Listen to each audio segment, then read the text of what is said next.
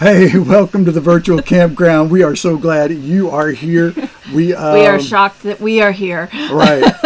It has been storming all day. All day. It is cold and gloomy outside, but we have warm hearts and so excited to see you.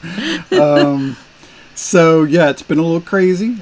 We've got questionable It's been a minute Wi-Fi. by minute decision on whether we're going to do this tonight. So Yep. Hopefully it works. Yes. That's right. Yes. That's right. Hopefully. So far, so good. Everyone keep your collective fingers crossed. Yes, please. So we come to you live from Tellico Plains. I always say Springs. It's Tellico Plains, it's Tellico Tennessee. Plains, Tennessee, where we have been for a few days, and there are some beautiful waterfalls not too far from here. So we're pretty excited to be. I'm pretty excited to be here. We all know how Barry likes his waterfalls. Cherokee National Forest is nearby, and it's really beautiful here.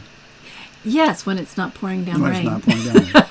I haven't actually gotten out to explore very much at all. I'm excited to get on the Cherahalla Skyway. I think it's quite the scenic drive. We've seen a lot of motorcycles, so very clearly it's popular with the motorcycle people. So we're excited. I'm so glad you are all here. Hello, we go now. Kempers and Luann Street is here. We appreciate you being here.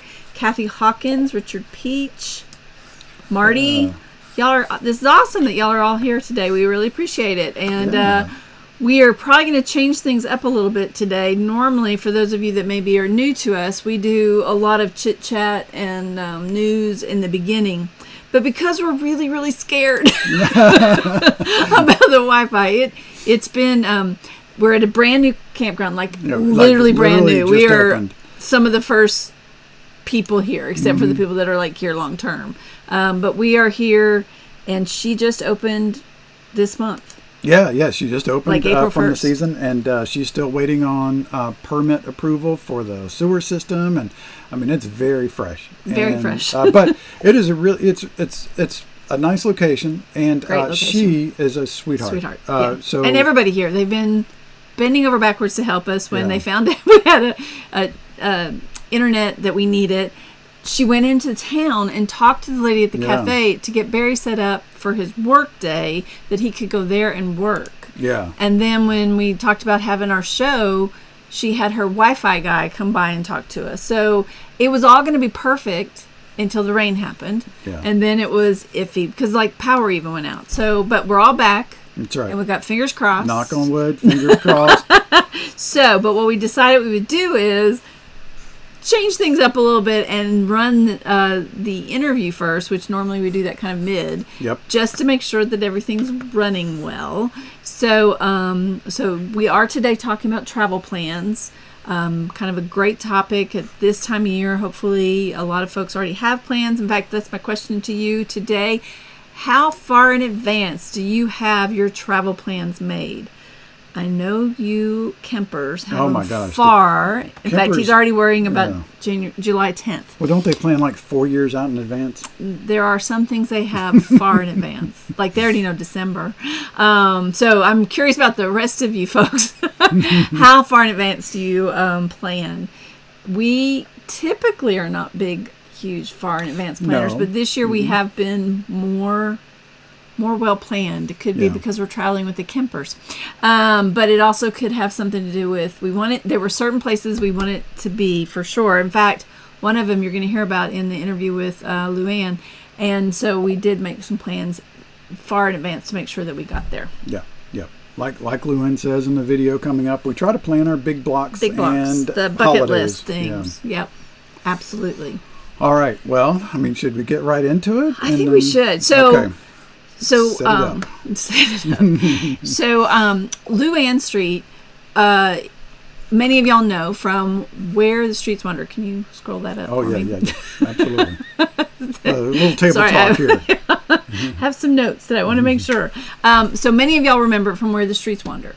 And we were really, really sad last year that Brian passed away.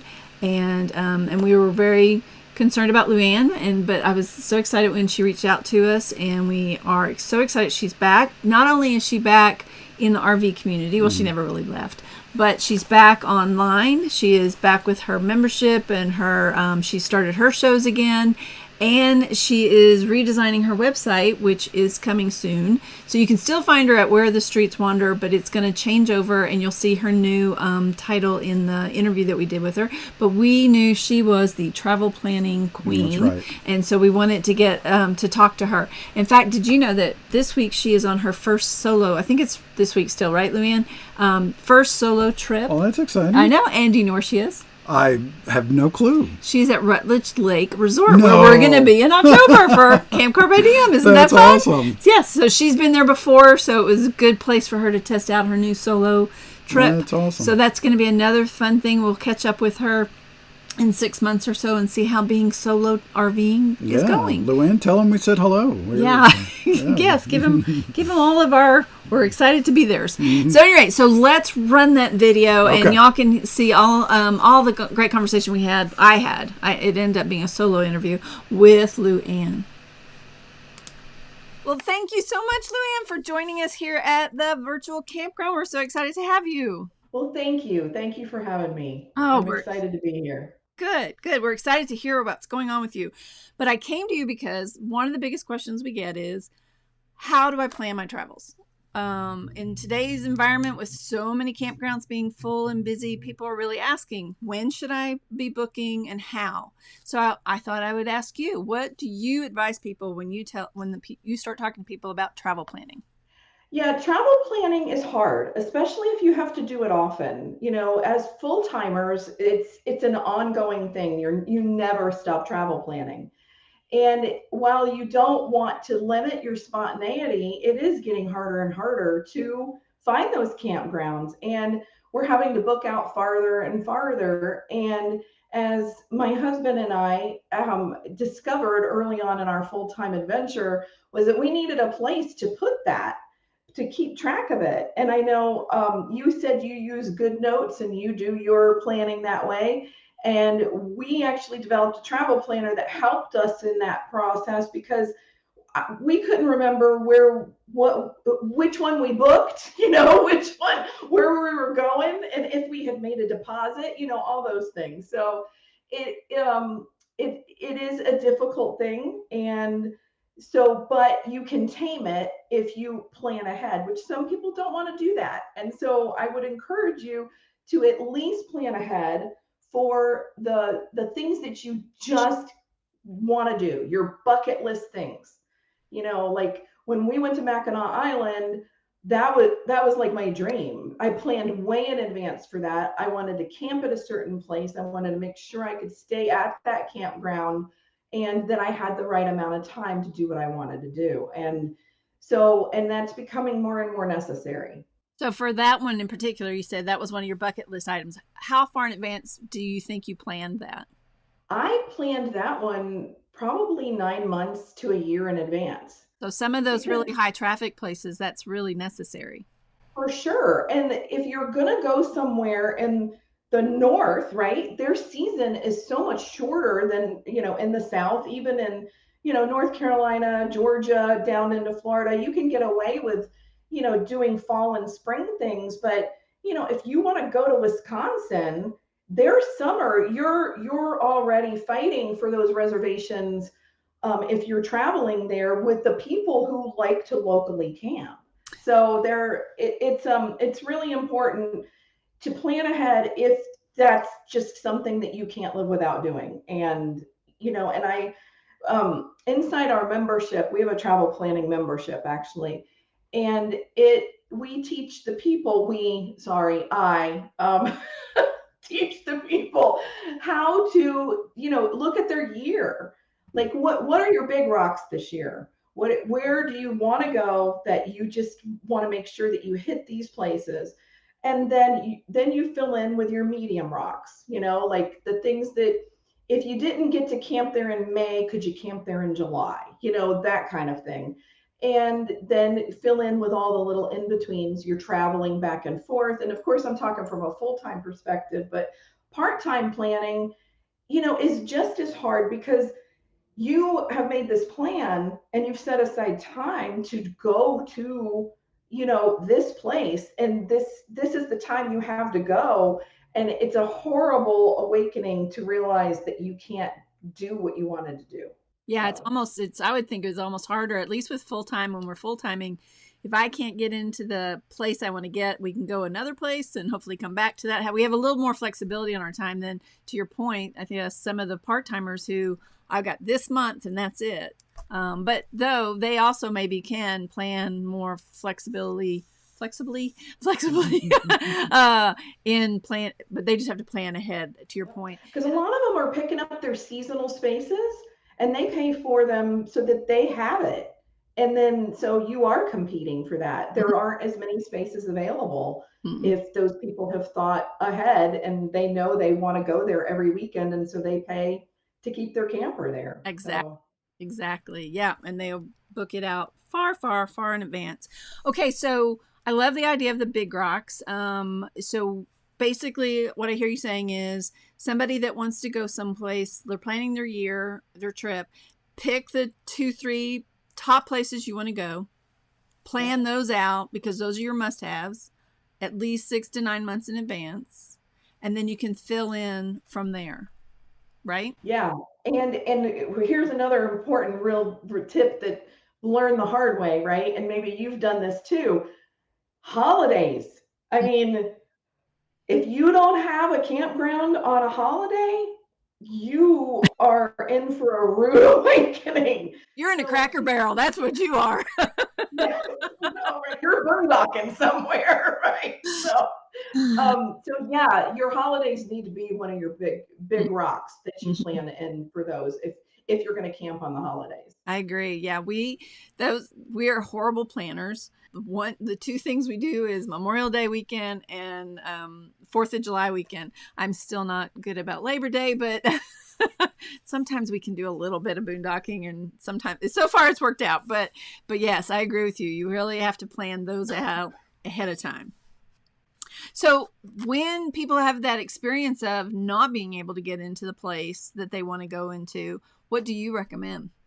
Well, you're going to be scrambling. You're going to be looking. It's going to be more work because, well, planning ahead seems like a lot of work and it's a lot of mental energy and you put time into it. Scrambling at the last minute is even more work because you've got the emotional part of where am I going to be able to camp? Where I still want to go here, and you're disappointed, and you've got to search for these other places. And like you said before, a 50-mile radius, I mean, that may be what you're up against, and you may be camping farther away from the beach or farther away from well, we're skiing. I'm pretty sure you can go in the winter and do some closer camping near your skiing places. But just maybe take advantage of the Harvest Hosts in between, which is a great resource. Boondockers welcome. You might be able to pick up places there that you can fill in the gaps until you can get into that reservation. That's really what you can do. And then there's always Cracker Barrel. Right. Good old Cracker Barrel, yeah. So, and I agree with you there. And what we find is, of course, it's the weekends that are the worst, right? Because of the folks that are just going out for the week or the weekend. And so sometimes it's just those are the 2 nights you have to go find a Harvest Host or a Cracker Barrel. Right. And you can go back, because if from Sunday to Friday, you might be able to get in. It's just that Friday night, Saturday night is going to be really difficult to find a place. So Yep. you just have to add a little bit of flexibility, I think, into some of your planning. But maybe you want to make those your travel days so that you just can do a stopover and get to the next reservation for coming in on Sunday. Great So idea. if you're that kind of traveler, then that might be a good remedy for that. Yep, I love that. So tell me, do you have any shortcuts? So one of the things as a full timer that it's just astonishing to me how much time I spend planning, right? Because you have to start looking up all the campgrounds and looking at reviews, etc. But do you have any shortcuts on how to hone in on where I should go and where I should stay so perhaps I don't spend an hour internet searching for a campground? Yes. So also as a solution to this problem in our own lives and in the lives of people in our community, we created this travel membership called Your Next RV Destination. And it's to help overcome those hurdles of where are you going to start and what is really cool to see there. And so our membership allows people to come into the community, and we do videos and Zoom calls that are recorded and then totally searchable. And everyone gives their recommendations of what they did and saw and where they actually camped in the areas that they were, in the states that they were, the cities that they were. And so that is really cool because, I mean, sitting around the campfire, right, you've gotten so many ideas from people when you are, camping, and somebody says, oh, you should go here, and you're busy trying to record it in your planner or your notes app or whatever, however you keep track of your stuff. But that's a recommendation of somebody who's been there, and that shortcuts you right away of being able to find those cool, unique things that maybe you didn't think about doing and would maybe have never gone to that area before. No, I love that. I love that.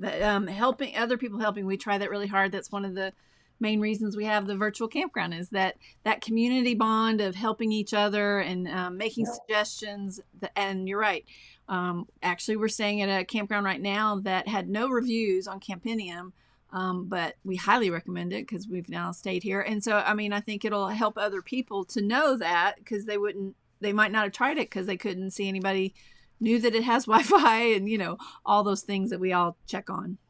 Sure. It's like those hidden gems, finding those places instead of staying at those ones that everyone's going to, like Pirate Land in Myrtle Beach, which I do not recommend.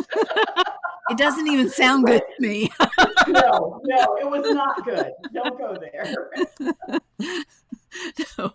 So what resources do you use? Now, I know you have your travel planner, but what resources do you use besides the community to find those places you want to go? So I like to look at books that like go into Barnes and Noble, go into Books a Million, look in the travel section, look at some of those cool books like Off the Beaten Path from Reader's Digest. Maybe get a list of all the, maybe a visit to all the state capitals. If that's what you wanted to do, you could actually choose that and plan your trips around doing that and then working out from there in every state. But I like books to do that, and I like to just stand there and look at them and kind of make a few little notes about, oh, I didn't know that was there. That would be a cool place to go. And then putting it in a place where when I do get to that state, I know that I can go there, that was something that I was interested in. So books and trips, like road trips, I love to do those where we would go and park the RV and we'd take the car and we would do local road trips, scenic highways and byways. So ideas like that for activities while you're at a destination that's a cool little thing to think about, is to maybe put in, as you're visiting a certain place, maybe pick a museum and a road trip and one of the most locally great restaurants, which TripAdvisor is really great for that, because the meals on TripAdvisor, everyone loves to see what they're doing there. And so books, recommendations from other RVers, and just keeping your ears open of what, and again, I guess that's a recommendation, right? That somebody else said, this is really cool, you should give it a try. Yep. No, I think that's one of the best ways, right? So one of our favorite thing is we might be at a brewery and we get to talk to somebody that's local, and then they tell us, oh my gosh, you have to go try this one or this restaurant. So other people, word of mouth, right, is always the top way to get great recommendations. One of the things you mentioned, like if somebody wanted to see all the capitals, I think that's really a fun thought about when people are thinking about how to plan their travel. Think about what is your passion or what is your interest, right? So do you have any stories from your membership of maybe people are following some really, like they're going to go see all the baseball fields in the United States or something that they're doing? Sure. Yeah. So there's one couple that really loves like Civil War kind of stuff. So all the battlefields, making that a focus as they travel around. Another one, I have a couple who love to run. And so they want to run a race in every state. So every state they go to, they do a 5K or a 10K, whatever it is. And so then that's part of their thing that they do in that state, and they're checking that off one by one. There's also a really cool article in, I think it's Architectural Digest. It's the prettiest town in every state, which has this whole list of these cute little towns, and you could make that the focus. Mm-hmm. Or if you love to play pickleball, which is something that Brian and I actually picked up on while we were full timing.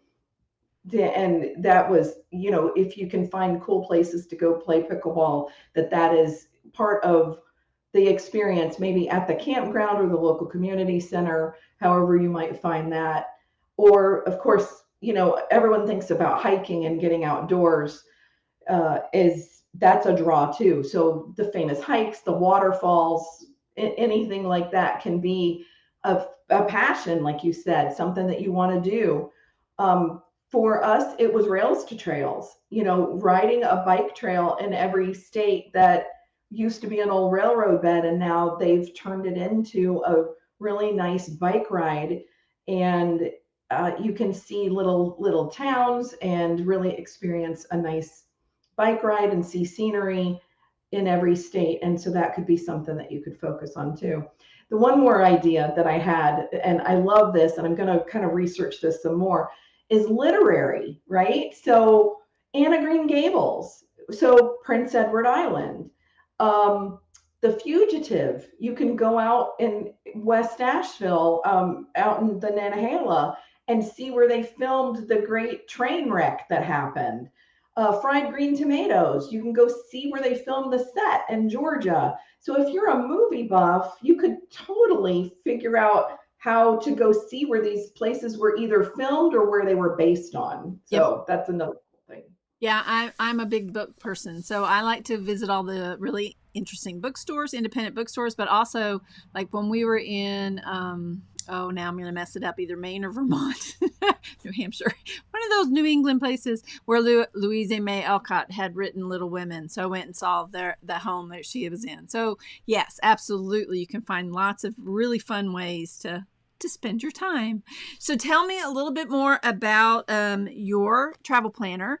And you said it was going to go digital, and so that's exciting. But do you have a copy there you can show us? I do. So this is the Complete RV Travel Planner, and we went undated with it just last year. It was dated, and now it's undated, so you can start anytime.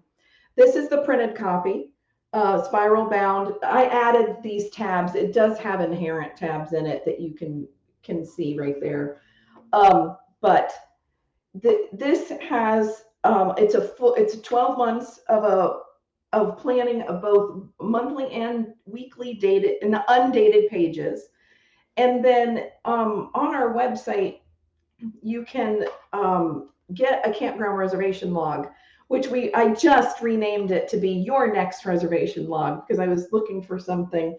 But that is kind of the cornerstone of the whole planner, is that you want to know about the campground you're going to, whether you made the reservation, whether you made a deposit, what the cancellation policy is, whether they're pet friendly, what their requirements are. Do they have a jacuzzi, which is really cool. I've always been looking for RV parks that have jacuzzis. So that it's a nice way to keep track of your campgrounds, and you can even use it to shop your campgrounds. So every month has 10 of those so that you can make your reservations and keep track of everything like that. The planner also has a ton of other RV friendly pages that help you in your RV life. Does it have room? Because what I find is my challenge is I'm calling several, or I've gone online on several, and I just need to track, because then I go back the next day. I'm like, did I call them already to see if they had space available? So it also gives you some room to just write, okay, you've already called them. They're full, or not the right one, or whatever. Correct. And then there's a place that you can check and say, yes, you reserved it. Perfect. And then that way you did that and record your deposit. And for us, we found that the cancellation policy was super important Absolutely. because more and more they're charging you when you make a reservation. Mm-hmm. Yep. And you need to know if you're going to change your plans, oh, how much are you going to lose if you do change your plans? And it may make the difference in what you decide to do. Yeah. And I'm also finding like, a lot of them it's certain time ahead. It's free or, only $7. So actually putting that in my iPhone calendar so I can remember, okay, if you're going to cancel, this is the day by which you need to cancel, exactly. Right? Yes. So tell us, Luann, what is next for you? What are you going to be doing now? Well, I'm rebranding Where the Streets Wander into Design Your RV Life here this year in 2022. I'm also looking at solo RV travel since the loss of Brian last year, and trying to ramp up and support my community the best that I can and move forward in, developing what I want my RV life to look like and help others do the same thing. So that's kind of the plan, is to get my feet wet this year solo RVing, and then potentially within the next 2 years go back full time. I bought a leisure travel van, and so we're gonna see what I can do. That's awesome. You're going to inspire so many people to get out there and do it, even if they're on their own. So I really applaud you. That's awesome. So where can our folks find you? So you can go to designyourrvlife.com, and you're going to be able to see all that I have to offer, the blog post, the community, any products that we have, the travel membership, the planner. I also have full-time resources for people who want to go full-time and make that transition. So it's kind of a one-stop shop for, basically designing your RV life, whatever you want that to look like. And so you can check it out at designyourrvlife.com. The travel planner is also found at rvtravelplanner.com. And you have Instagram, right? I do. So it is Design Your RV Life. Perfect. Well, it has been just a joy to talk to you today, and I appreciate so much you coming on. Thank you. Thanks for having me. I really appreciate it. Absolutely. It's been fun. And there you have it, from the expert herself. That's right. And her wonderful book. Mm-hmm. Luann is in chat, so if you have any questions on the interview, please put them in the chat, and I am sure she'll be happy to respond to you. And of course, if you have a question for us, we are always happy to answer it as well. So she had so many good things to say there, and made my brain start thinking, yes, it is a great website. I'm excited to see her new one. But if you put in either way, Where the Streets Wander or Design Your RV Life, it will redirect until she gets it turned around to the new one for sure. Yeah. So there were some good comments going. I love this one from Richard Peach. I hadn't thought about going to a library just to hang out and look at the atlas and have people come by and help. People are so helpful. Barry loves to get out an atlas. Yeah. It makes his heart happy. I love the idea of sitting at a bar too, especially with Jen and Shreg and talking to the bartenders. Yeah, we like to sit up at the bar as well. Not usually to ask about too many things, but that's always a great way to get conversation with a bartender or with the people sitting there, because I know people are a little bit more happy to talk to you when they're sitting at a bar for some reason. That's right. It's a lot of fun. So it works out really nicely. So yeah. Let's see. What else did she say that I wanted to touch more on? We do something similar. We don't have the big book, but I keep a spreadsheet. So when people tell me something, because people are great about telling you information or emailing us when we've sent out one of our weekly email, I'll get back suggestions or recommendations, and then I forget them. Yeah, right. So I've gotten much better about putting them, cutting and pasting them into a spreadsheet. So then when we go to that state, I can look at that state and say, okay, what do we have in our head for this place? Yep. Or what are some of the things people have recommended, so we can think about those as well. And I do Google Maps, so specifically for shooting locations, photography locations. If I hear something, I'll go find it on Google Maps. I'll save it to my list of things to photograph in Tennessee, for example, or something like that. Yeah, so again, going back to what she said, a lot of times, so you put in your big rocks, and for us, the big rocks are often places we want to go that we haven't been yet. And then we, a lot of times, are focusing our travel on photography. Great places to go to get great images for Barry. I am more about the literary and the books, but you can find that just about anywhere that there's good photographs. So that usually works out pretty well. And I really don't mind if it doesn't. So I don't mind going to pretty places, because if it's a pretty place to photograph, it's usually a pretty place. So yeah, I think it is good to think about what is it you're traveling for, and then arrange your travel that way. Yeah, having those themes is pretty fun. I mean, gives you some purpose and direction. Yeah. And I think the other day somebody asked us, how do we plan out our year? And that's really it. We think about what are some of those places we want to go to for sure. Also, any big rocks as far as a destination we have to be at. Like, for instance, this year, our oldest son is graduating from Purdue. So that in May, we plan to go see him. And then we have Camp Diem in October. So you kind of put a couple of those in your calendar, and then it makes it much easier to plan your trip around. Whether it does not go west, because there's no reason to go west. Everything was east. So yeah, that made 2022 kind of on this side of the country. And since we haven't ever been up into the Michigan and Upper Peninsula area, that's what we planned. Yeah. So if you have any tips, we're going with a couple of experts. Jen and Shreg are going to be up there with us. But if you have any tips, we'd love to hear them. Yep, and we will be up there around July 4th for any of it, because that was definitely a weekend we planned. July 4th, so definitely we know where we'll be July 4th in St. Ignace, if you happen to be in that area. I'm certain we've been saying that wrong. I'm sure we are. So somebody, when we get there, we'll find out how it is that we're supposed to pronounce that. So speaking of traveling, I thought today we might talk a little bit about other things that might be affecting y'all's travel plans. Like, for instance, I don't know, the cost of fuel. Oh my gosh. So I'm curious to see if people are, if you in the chat or anybody that wants to add comments later if you're watching this, but is this affecting your travel planning? Are you planning differently because of the price of gas? Are we?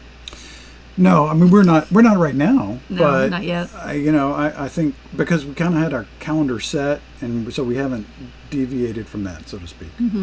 I mean, if it continues, we might take a look at, okay, well, let's go someplace for a month or 6 weeks or whatever. Which really, I mean, this month we go let's see, Saturday we leave for Kentucky, and we stay in Kentucky for a month. 5 weeks. A couple different campgrounds, but they're all within 40 minutes of each other. So that'll help. I think some folks might be staying a little bit more stationary, so that's interesting. I think the price of fuel right now, according to AAA, the average is a little over $4, but it has come down a little bit everywhere but California. California has gone up. But so I think it's 6 cents cheaper than it was last week. Now, it doesn't sound like much, especially if you're filling up a diesel fuel tank. Right. But maybe it'll go down a little bit. We'll see. What are some of the ways that you've been saving money? So one of the ways is we got involved in that TDS fuel program, and they rebranded to Open Roads. What is it? Open Roads RV? What is it? Open Roads something. If you search it's for in Open the show Roads, notes. yeah, It's in the show notes. So it's My Open Roads. Now, so it's not for everybody. They have an app that shows you the fuel stations, and they're mostly big truck stops. So it's really designed for larger rigs that just want an easy way to get some fuel. And you go to the big rigs, the truck stops, and you get your fuel there. You don't have to go inside to pay. You just use your card at the pump, which is very convenient for those big truck stops. The truck stops are charging more money per gallon for diesel than, you can go into town and find someplace that's cheaper, but, we're towing a Jeep. We're 50 some odd feet long. We're just not going to mess around with these smaller gas stations. So I love pulling into the truck stops, and we get some sort of discount. It's not amazing, but it's good. Okay. Yeah, the gentleman at Gas Buddy, their spokesperson, said on Twitter the other day that he thought it was going to fall under $4 in the next couple weeks. So let's hope, fingers crossed. Yeah, Gas Buddy is something we use quite often when we're just out in the Jeep. And that's a really neat app. It will find gas stations, give you a range of prices from high to low. You find that low one and head towards it. Because there is nothing worse than paying for gas and then driving 3 blocks and finding it 10 cents less. That's right. Especially these days. Not that you'll probably find it 10 cents less, but even 2 cents less these days is kind of hard. So if anybody in chat has any other thoughts about saving gas, then I think that can be really helpful to other people. Please let us know. Luann says in chat that she's had people that telling her that they are going to hunker down for a bit and work camp. So that's, I think that's smart. And I have seen some work camps still available. So that's a good idea. You were telling me about a post office and... Yes. I saw today, I asked Barry if he wanted to go live in the Antarctica because there's a job open to work in the post office. You have to count penguins and pick up penguin poo, but other than that, it sounds like a really great place. Oh, it sounds lovely. The only problem is they didn't have internet, so we can't go because Barry has to keep working. And it's hard to fly out of Antarctica. I would think travel. So, yeah. That might be a problem if you get called in for a conference or a job, exactly. So, okay.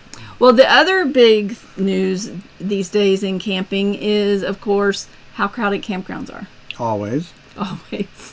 And I think that is something that we've all wondered. Last year, of course, during COVID, we saw a huge increase in RV sales and RV travel.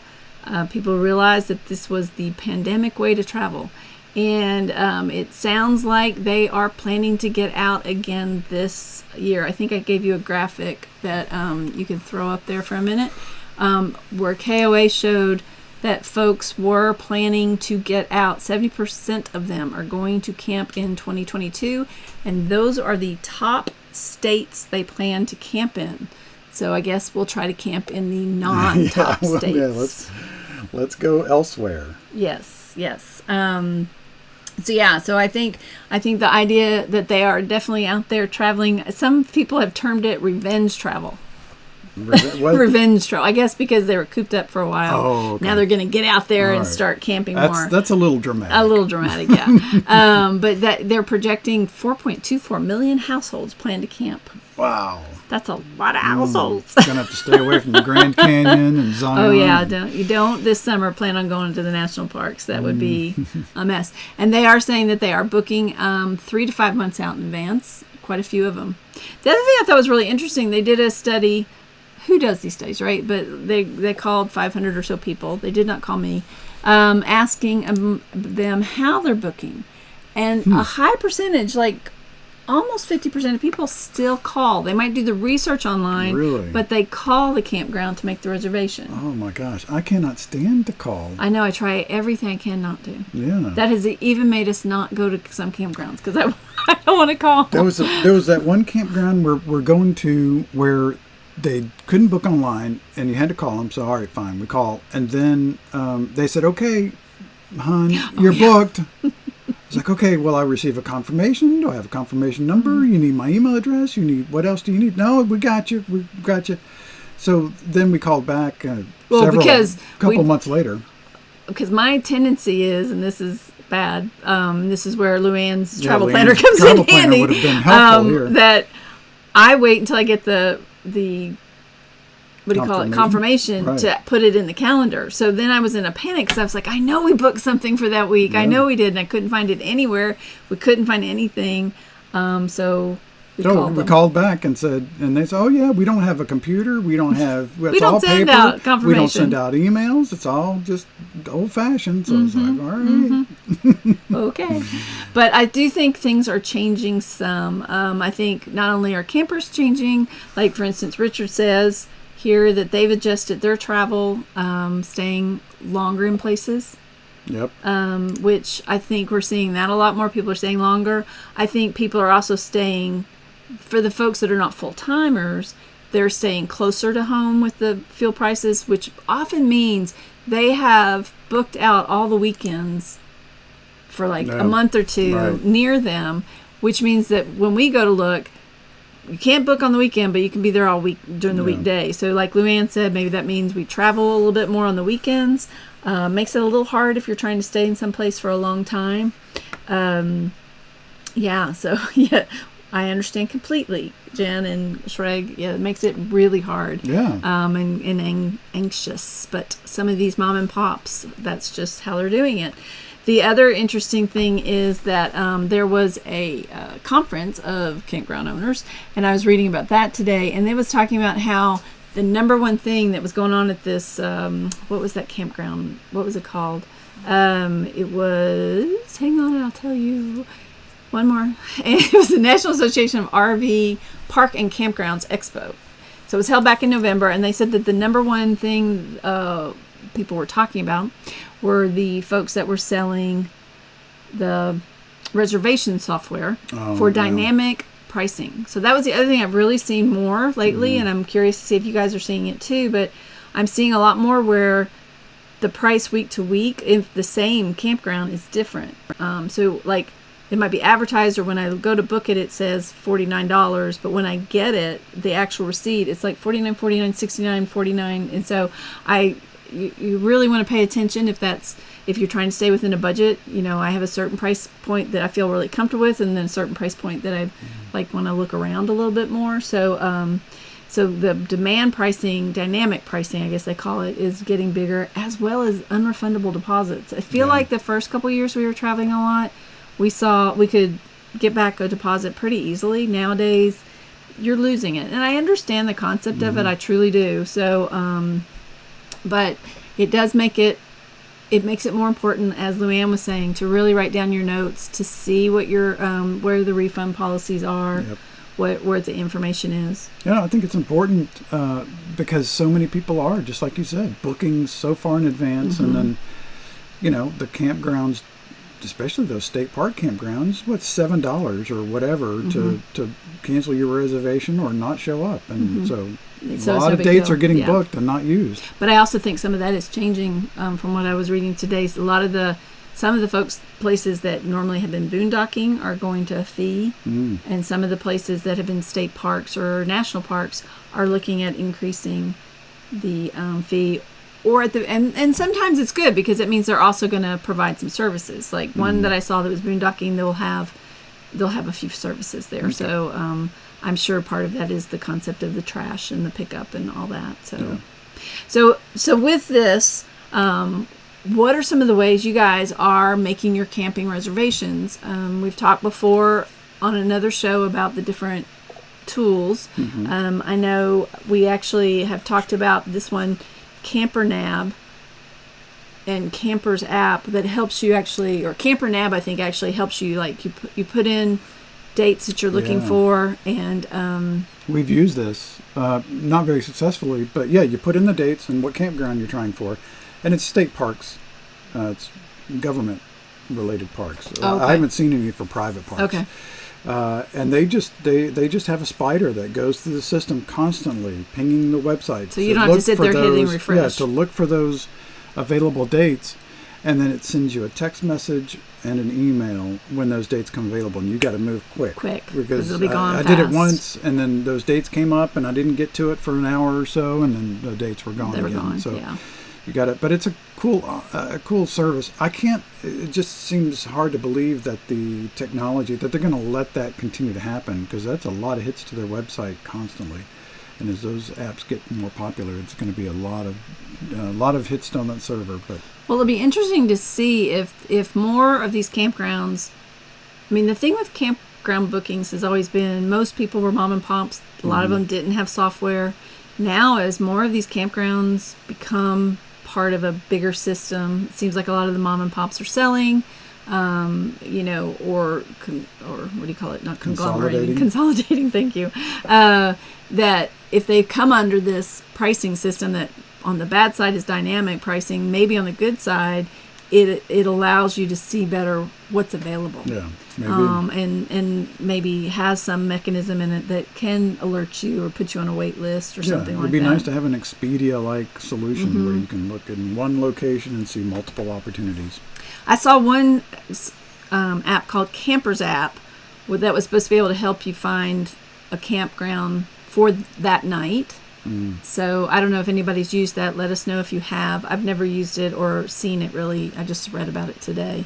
So did you show that Luann had a non-refundable $30? That's pretty high for a state park, but I think I'll put that up there, but yeah, and had to pay in full for 5 days in advance. Yeah, I think they're getting tired of people just not showing up. Well, I mean, how many of y'all have gone to a campground and they've told you it's sold out, but then when you look around, a third of them are, a third of the campgrounds are empty, or campsites are empty. Yeah. Also, another interview we did one time with Mark of campgroundviews.com. He recently has reported that now they have 35,000 campsites and 840 campgrounds and RV parks are live and viewable on campgrounds. That's pretty cool. And just to refresh everybody's memory, that's where you actually get on his site and you can do a video tour, 360 video tour of the campground. See a site that you think will fit your rig and has all the stats and everything you need, and then click on it and book it directly from there. So really cool technology.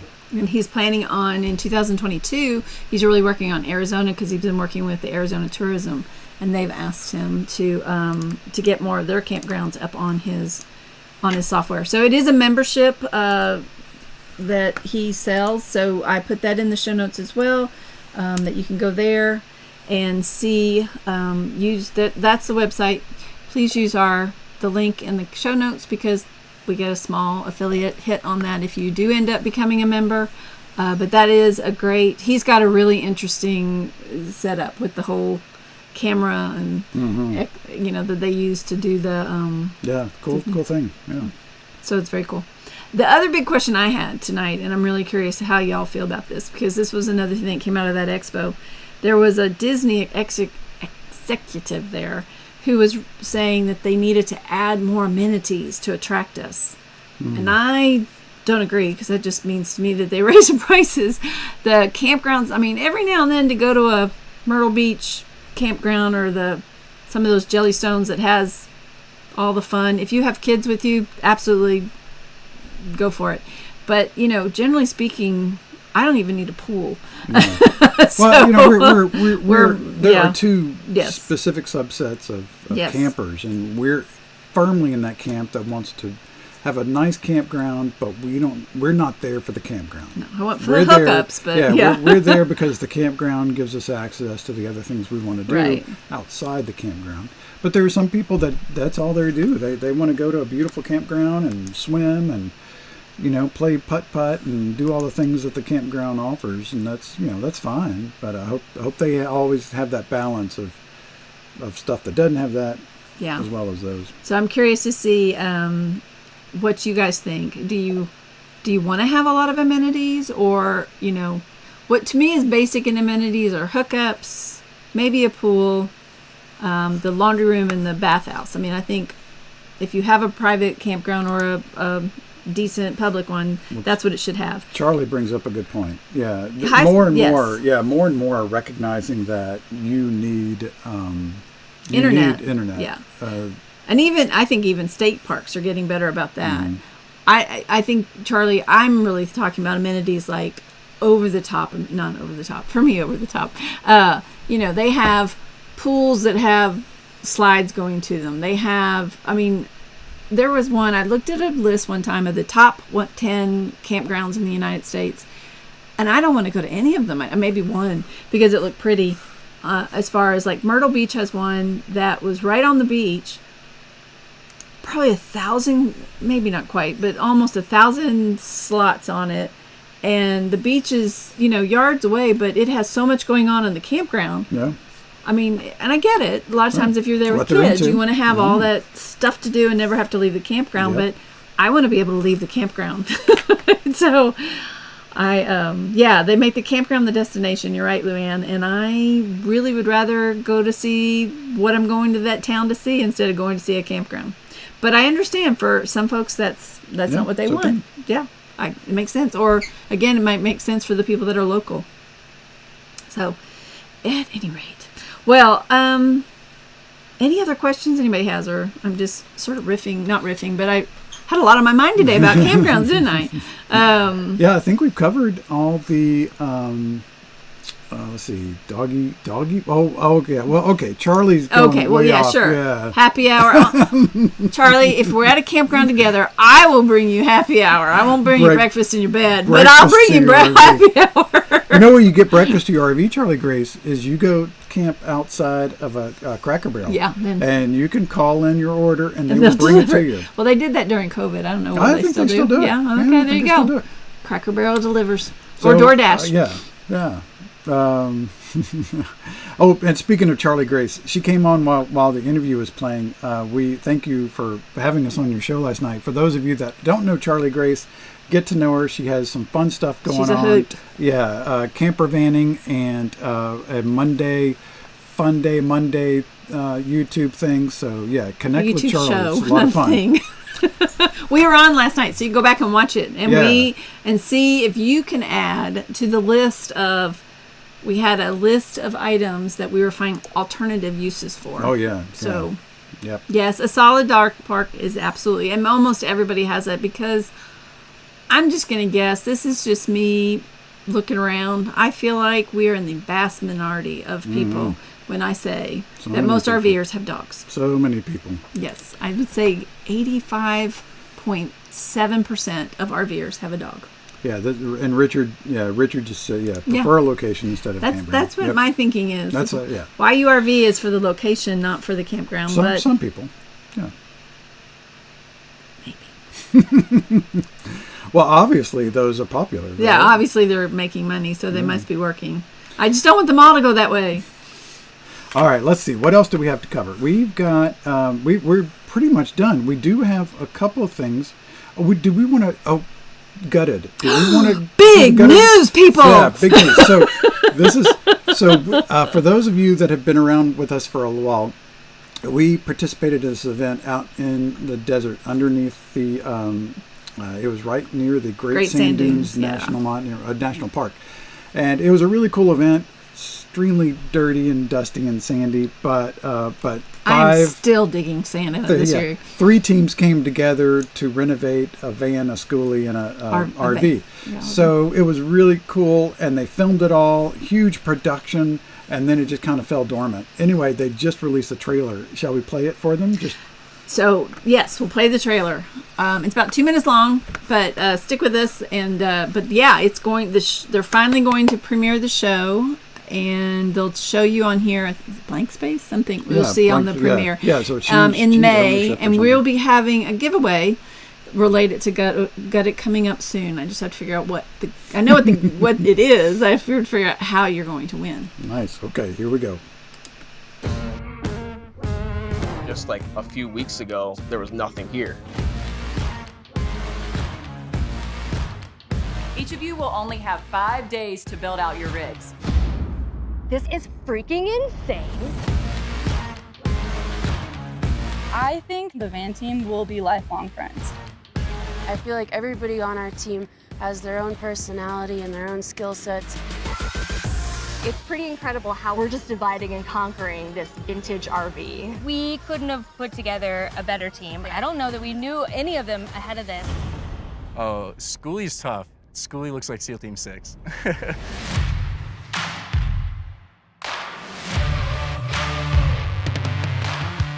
The Schoolie team, 5 of us work together at a shop. Honestly, I can do just about anything. I'm not limited.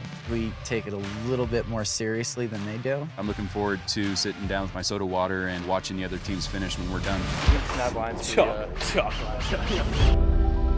Every single person that I meet in van life, they each have a story. We have a motto, it's always choose adventure, and that's what we do. You know, I built my first van with just like a handsaw and a drill from Walmart, and now I'm here. People regret the things they don't do, not the things that they did. I've been in this perpetual rebuilding myself. Building these vans is it's kind of like that. There's a sense of healing that comes from it.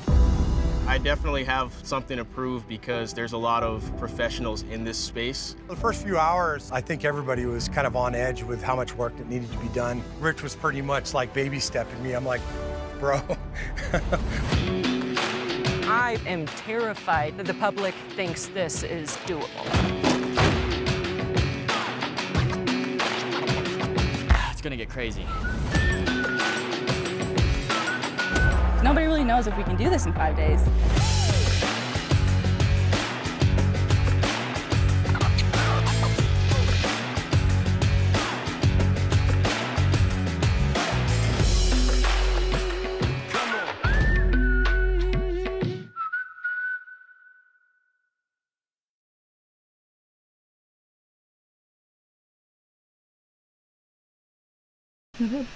Oh, sorry.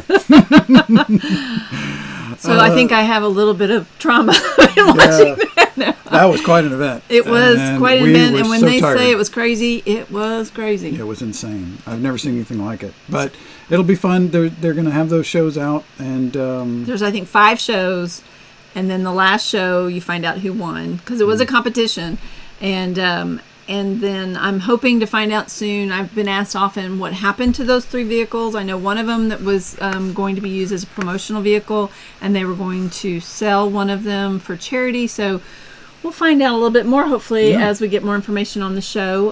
There is if you're going to be in Kansas City in May, and I'll get the dates and put them in the show notes, but they're going to have a premiere at a drive-in where people can come and watch the premiere. So yes, you may share this promo. Yeah, you I'll can put it. We'll share the put it promo, up yeah. in YouTube as well, and I'll put the Gutted, what do you call it, website, and that'll have their promo on there too. So we're excited that it finally happened. It took them a little while. They ran into little issues and stuff, but it's all good. And so now it's going to be showing in May, and we'll get you the exact dates and more information to come. And before we wrap up, we just need to talk about Camp Carpe Diem. So, we've got that coming up, our 2nd annual, or whatever it turns out to be, Camp Carpe Diem. It's going to be in the Brevard, Asheville area, North Carolina, October 20th through the 23rd. Go to Camp Carpe Diem to sign up. And it's going to be a lot of fun. We've got photography, we've got mountain biking, we've got hiking, we've got brewery tours and brewery and beer tastings. It's going to be a kick. So hope you can join us. It'll be a lot of fun. Yep. And Luann, while you're there, you can run down to the office and make your reservation so you can join us as well. We hope you will. Go. Yeah, I hope you will. That'll be fun. So that's it for today, right? I think so. I think the only thing we have is we did put together a quick teaser for Camp Carpe Diem just to show you what it was like last year, and I think that will play us out because I don't see anything else on our list. Okay. Any questions, y'all burning questions, please put them in the chat while this is showing, and I'll try to answer them. Otherwise, you can always put things in comments. We hope you will please like this video and add your comment to tell people how great it is. Share it with your friends. Share the virtual campground with your friends. Absolutely. And hope to get to meet you in person sometime soon. But until then, we'll see you in the virtual campground. See you around the campfire.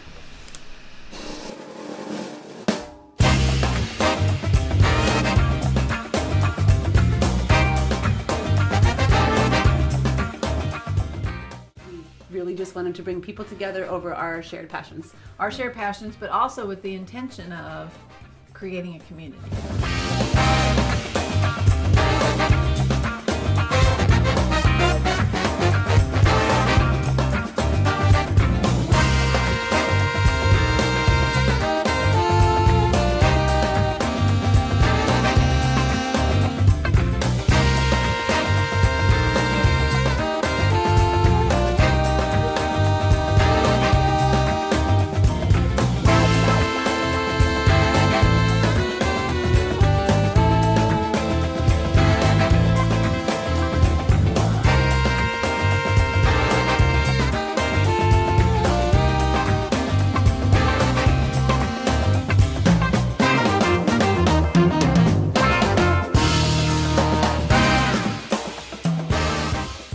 Actually, RVers who work on the road do a great job of working on the road, which means they never leave their rig. Right.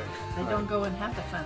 That dreaded work-life balance, that everyone talks about. It's really tough when you're on the road. Yeah. You think it's going to be easy, in the rig but and it's work all hard. day.